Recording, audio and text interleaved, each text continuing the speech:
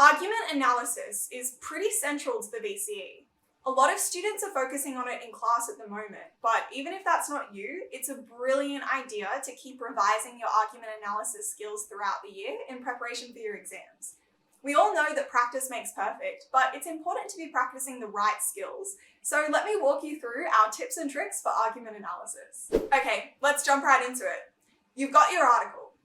As you read through it for the first time, you will of course want to take note of any interesting language that jumps out at you. But before you get too ahead of yourself, I want you to start by carving out some time to identify the author's purpose, contention, and audience. Now, this may seem self-explanatory, but a lot of students get contention and purpose confused. So let's briefly recap the difference.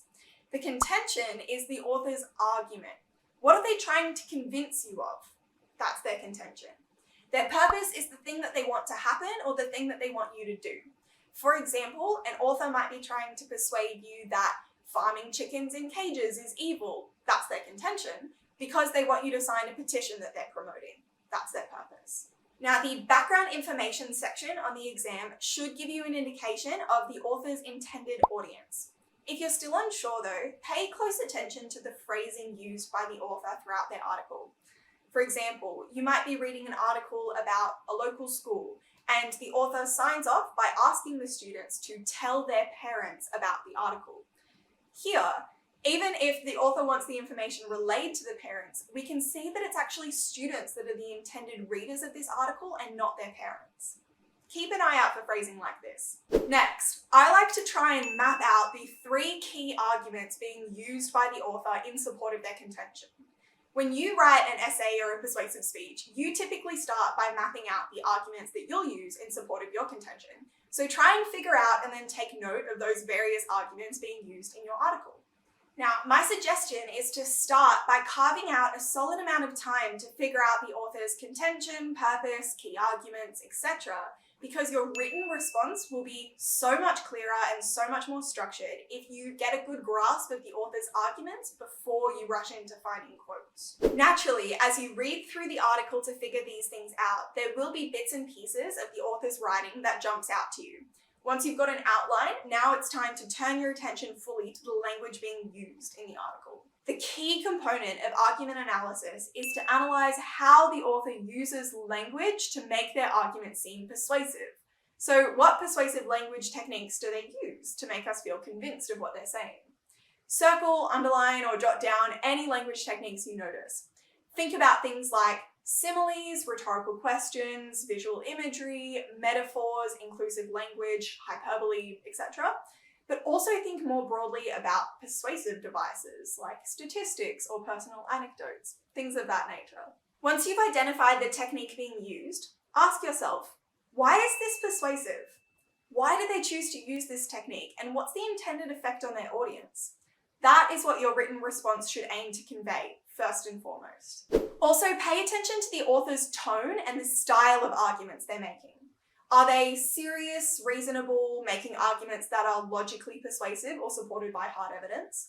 Are they relying on emotional appeals to the audience's sense of morality, trying to convince them that their perspective is ethically or morally correct? Are they trying to convince the audience that they're a reliable source of information? Or are they maybe using a range of these argument types? A lot of students really struggle with identifying techniques in their articles. So to prepare for your exam, my advice is to create a big long list of all of the techniques you know, along with explanations of those techniques and examples. If you keep adding to that list as you go, then by the time your exam rolls around, you will have a solid technique glossary to help you ace argument analysis. Okay, once you've done all that, it's time to write a response. For your introduction, you'll want to include some brief background context, the author's contention, their purpose, their audience. You can mention the tone they take in their article, and you can give a brief summary of their arguments if you like. So what does that look like? Well, for example, in response to the imminent threat of Topdale Cinema's closure, Ava, the cinema's marketing manager, posted an urgent appeal on the Topdale Community Voice social media page. She asserts that the cinema still holds significant value to the community, and she implores the residents of Topdale to take action and save the town's small business. Ava argues that despite advances in technology and the rise of streaming services, the cinema remains an important social meeting place, and the establishment is an iconic and historic landmark for the town. Then, you'll use your body paragraphs to break down the key arguments presented by the author and how they use language to make those arguments persuasive.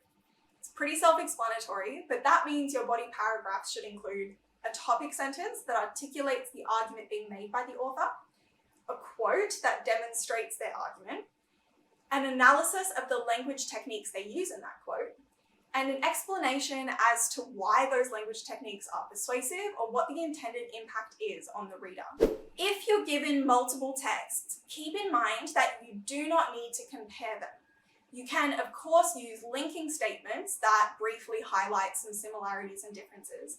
For example, the first author argues this, whereas the second author takes a different tone.